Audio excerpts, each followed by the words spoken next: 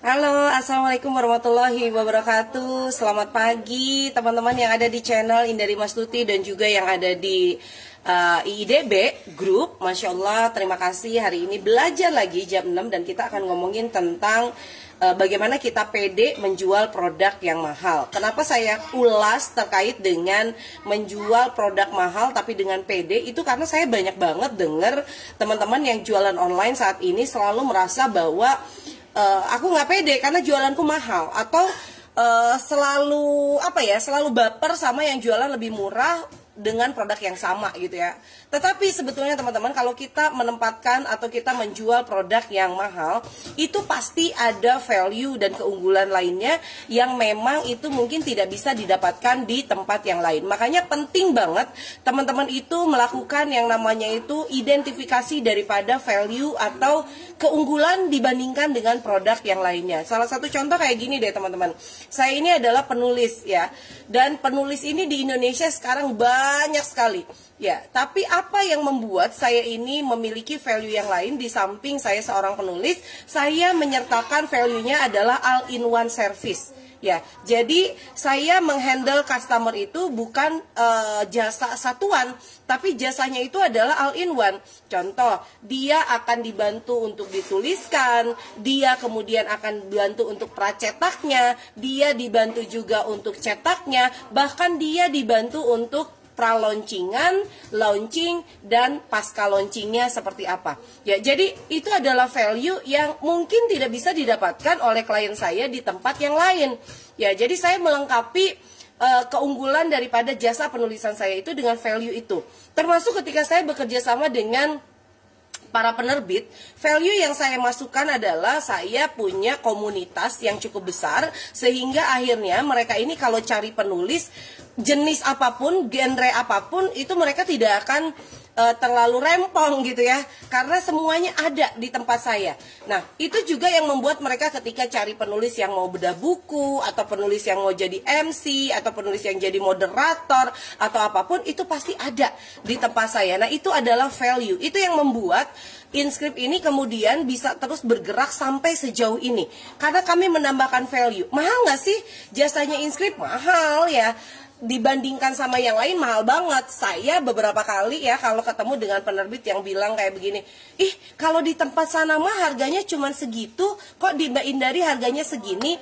Iya betul, karena kami punya kelebihan-kelebihan. Saya sebutkan ini. Ya, lalu setelah itu saya juga tidak memaksakan ketika klien atau calon klien kemudian tidak menggunakan jasa kami. Saya bilang, Pak, kalau misalnya tidak cocok harganya, ya nggak apa-apa Pak, silahkan gitu. Tapi kami tidak bisa menurunkan harga Pak, karena kami memang punya value seperti itu. Nah, bagaimana kemudian kita menawarkan dengan lebih asik, lebih enak, tanpa ragu dan percaya diri? Biasanya saya bangun dulu yang namanya kedekatan dengan klien, sehingga, atau calon klien ya, atau pelanggan, sehingga akhirnya saya itu kalau mau diskusi dengan mereka tuh enak banget ya. Saya kalau mau diskusi dengan mereka itu udah kayak temen gitu. Jadi teman-teman jangan tawarkan sesuatu yang premium ya kepada orang yang mungkin dia tidak kenal dengan Anda, tidak kenal Anda itu siapa. Pasti mereka akan langsung membandingkan dengan yang lainnya. Makanya kenapa teman-teman mungkin lihat saya itu sering banget bikin kulwa, saya itu sering banget bikin yang namanya itu kunjungan-kunjungan, kemudian apalah kegiatan-kegiatan yang dimana orang-orang itu yang awalnya tidak kenal dengan InScript kemudian dia menjadi kenal. Ya, atau misalnya tidak kenal dengan saya kemudian dia menjadi kenal. Kalau mereka sudah kenal dengan saya gitu ya, itu mudah kita mendiskusikan atau ngomongin tentang harga. Ya, dan biasanya saya selalu berpikir gini, kalau ada orang yang dia menolak jasa saya karena harganya mahal, artinya ada dua. Dia belum kenal dengan saya dan value saya yang saya berikan, yang saya deliver kepada mereka. Yang kedua, mungkin memang tidak ada uangnya untuk membeli dengan harga seperti itu. Jadi saya nggak pernah merasa baper ketika saya ditolak ya karena harganya mahal. Saya selalu berpikir bahwa oh ya udah, berarti kita berteman aja lagi sampai dia tahu value yang saya miliki itu seperti apa, atau ya sudah berarti dia memang bukan target market saya. Artinya dia tidak punya uang sebanyak itu ya untuk membeli produk saya. Jadi seperti itu, bukan karena dia mah PHP, dia mah nyebelin, udah tanya banyak-banyak, enggak gitu. Ya, dan biasanya hubungan saya terbangun dengan calon pelanggan itu tidak selalu ngomongin tentang produk loh teman-teman. Kadang-kadang ngomongin tentang apapun ya, kegiatan sehari-hari. Pokoknya kayak kita temenan kayak gimana sih kalau orang temenan ya, sering banget kita ngomongin hal-hal yang remeh-temeh gitu kan, tapi ya lucu-lucu aja, misalnya hobi kita gitu kan, atau kegiatan-kegiatan di rumah atau apapun yang itu membangun kedekatan atau membangun bonding antara saya dengan calon pelanggan. Jadi dimulai dengan itu. Dan saya tuh suka banget kasih sampel. Ini saya pernah ya ngajarin teman-teman yang bergerak di MCI, kalau nggak salah ya, beliau itu punya yang namanya itu Bioglass. Bioglass itu harganya sekitar 2 jutaan ke atas kalau nggak salah. Lalu kemudian saya bilang kepada mereka bahwa coba ya bikin air bioglass, kemudian dibagikan dulu kepada orang-orang dan mereka merasakan impactnya. Karena kalau membeli langsung harga bioglass itu 2 juta, mungkin ada beberapa orang yang merasa belum percaya nih dengan keunggulan atau daripada si bioglass itu manfaatnya untuk apa. Lalu kemudian ada salah satu teman Anda yang di MCI kemudian mengikuti hal tersebut. Dia bikin air banyak-banyak dimasukin ke dalam botol-botol kecil dan dibagikan ya kepada tetangganya. Dari situ tetangganya merasa manfaatnya itu memang kerasa banget dan akhirnya dia membeli bioglass dan bioglassnya menjadi lebih laris lagi. Jadi saya juga membuat sampel teman-teman, ketika misalnya ada yang mau pakai jasa saya yang memang harganya cukup mahal, saya itu bikin sampel, misalnya saya tulis profilnya gitu kan, walaupun hanya dengan satu topik saja gitu kan saya berikan, dan biasanya saya mendapatkan respon yang positif ketika beliau dituliskan profilnya. Bahkan tidak jarang saya sendiri juga ketika saya memang menyasar klien-klien yang mereka akan menuliskan buku biografinya, kemudian mereka itu saya bagikan buku biografi saya sendiri atau buku memoir saya sendiri. Ya, saya bagikan kepada target market yang tepat, mereka membaca, lalu kemudian banyak yang memberikan respon yang positif. Ternyata bikin buku kisah itu tidak harus kita harus sukses berat ya. Ya, jadi saya bilang kayak kemarin itu saya bertemu dengan salah satu klien saya yang beliau itu masih belum pede juga ya. Jadi keluarganya itu menggunakan jasa saya dan beliau saya tawarkan untuk membuat jasa membuat biografi, tapi beliau merasa aduh saya belum pede untuk bikin buku biografi, kayaknya masih kurang sukses. Terus saya bilang, Bapak nanti baca ya buku biografi saya mah tuh sama Bapak jauh lebih sukses Bapak. Tetapi kenapa saya menuliskan buku kisah saya sendiri? Karena saya yakin bahwa setiap orang itu punya sesuatu yang unik dan bisa dibagikan kepada yang lain. Jadi sampel atau tester itu juga penting untuk menyasar target market Anda. Ya, Anda kalau sekarang ya mungkin nggak selalu tester ya, kadang-kadang bikin giveaway atau apa gitu ya. Tapi kalau khusus untuk yang premium biasanya memang kalau itu bisa dipecah-pecah loh ya, itu bisa menjadi sebuah tester juga. Kayak yang tadi saya ceritakan bioglass, harganya 2 juta ke atas, tapi kemudian salah satu jaringannya itu membagi-bagikan dulu air bioglass kepada tetangganya. Tetangganya merasakan impactnya, kemudian akhirnya mereka membeli untuk bioglassnya. Nah, saya pun melakukan hal tersebut. Jadi akhirnya tidak banyak yang kemudian tidak merasa rugi ketika begini ya cara penulisannya Teh Indari atau Mbak Indari, dan akhirnya mereka closing dengan saya gitu ya. Padahal jasa saya untuk penulisan ini memang cukup mahal ya, 120 jutaan ya untuk sekali kontrak. Ya, bahkan di tahun depan ini saya akan menaikkan harganya sampai 200 juta ya. Kenapa? Ya, kenapa saya pede aja? Ya karena saya tahu bahwa value penulisan saya itu berbeda dengan penulisan-penulisan yang lain atau penulis-penulis yang lain. Ya, contohnya saya bisa menjodohkan antara klien ini dengan buku yang akan ditulis ini yang ada benang merahnya, ya itu tuh seperti apa. Nah, jadi teman-teman kalau Anda mau jual produk yang cukup mahal, yang pertama Anda harus tahu produknya seperti apa, Anda harus tahu value-nya seperti apa, dan bangun branding Anda sehingga akhirnya orang bukan hanya sekedar membeli produk Anda, tapi kalau kata guru saya itu orang membeli orang. Jadi orang itu bertransaksi dengan kita bukan hanya sekedar produknya, tapi karena dia membeli kita. Ya, membeli kepercayaan yang kita bangun kepada dia. Ya, sehingga akhirnya orang itu akhirnya membeli karena bukan produknya apa, tapi siapa dia. Nah, itu yang harus teman-teman lakukan ketika akhirnya bisa menjual produk yang mahal. Sampai sini silakan kalau misalnya ada pertanyaan langsung acungkan saja tangannya teman-teman. Masya Allah ada 50 orang ya yang hari ini. Oke, Mbak Tusyirah silakan. Saya udah buka ya Mbak Tusyirah, mangga. Untuk teman-teman yang ada di IDB juga silakan. Ya, silakan Mbak.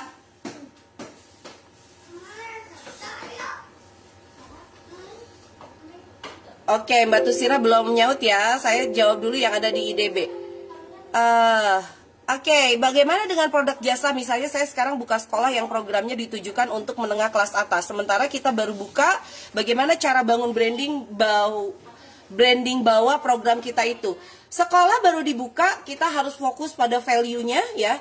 Value-nya itu seperti apa masuk ke sekolah kita dan membedakan dengan yang lainnya, termasuk juga branding diri kita. Ya, jadi misalnya Ibu Safrida rajin-rajin bikin kelas parenting misalnya ya. Kemudian invite orang tua di kelas atas itu untuk datang, bicarain masalah parenting, itu juga bisa. Jadi kita sharing-sharing, memperbanyak sharing sambil menguatkan branding. Kayak gitu Mbak Safrida, dan itu yang juga saya lakukan. Oke, Mbak Tusyirah silakan. Assalamualaikum. Waalaikumsalam. Ya, kedengeran. Iya. Ya, makasih ya. Ini pertanyaan saya. Bagaimana kita mengidentifikasi calon target market kita teh? Apa saja yang kita harus lakukan? Step-step bagaimana? Oke, baik. Sebetulnya kalau target market saya itu ada dua. Ada target marketnya itu yang memang medium to low, ada juga yang medium to high ya. Jadi atau saya nggak bilang medium to high ya, tapi memang high class ya. Jadi saya mengidentifikasinya itu dua juga. Kalau untuk yang medium to low, saya hanya memberikan syarat yang paling sederhana. Contoh, ibu rumah tangga yang berbisnis online. Nah, itu adalah target market pembaca buku saya. Ya, buku saya yang dibuat lebih tipis, yang harganya cuma 99.000. Kemudian kelas-kelas training saya, di mana saya ajarkan mereka juga untuk terus bergerak di bisnisnya. Itu saya membuat target market yang sangat sederhana. Ibu rumah tangga dan berbisnis online. Dengan begitu saya tahu bahwa ya sudah, semua ibu rumah tangga yang berbisnis online itu adalah target market saya. Itu yang pertama. Yang kedua, saya membuat identifikasi yang cukup berat untuk mereka yang menggunakan jasa saya yang harganya itu 120 juta ke atas.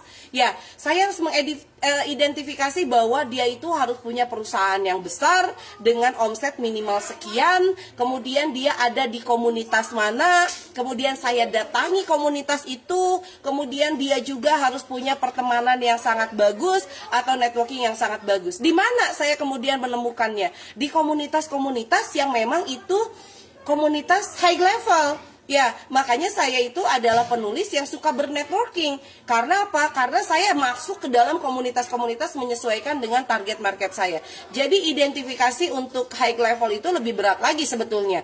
Ya, kalau dia pebisnis online yang sudah berapa lama? Contoh kayak gitu. Kalau untuk yang medium to low, saya bilang pebisnis online aja. Dia pasti bisa untuk membeli buku saya atau mengikuti training saya dengan harga yang sangat minimal ya. Kadang ada 10.000, kadang apa. Nah, tapi kalau sudah premium kita harus jelas.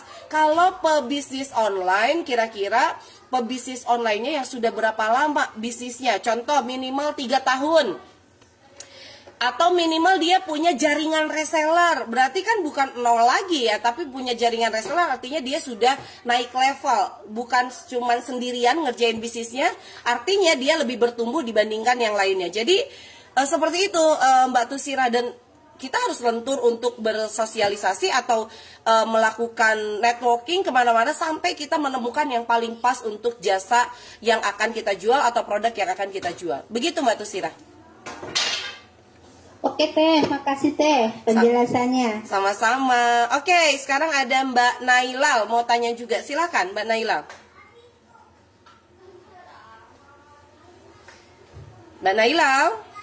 Atau dari teman-teman IIDB ada yang mau nanya juga ya, intinya adalah jangan berhenti bernetworking untuk menemukan target market yang tepat untuk bisnis atau jasa yang akan kita jual.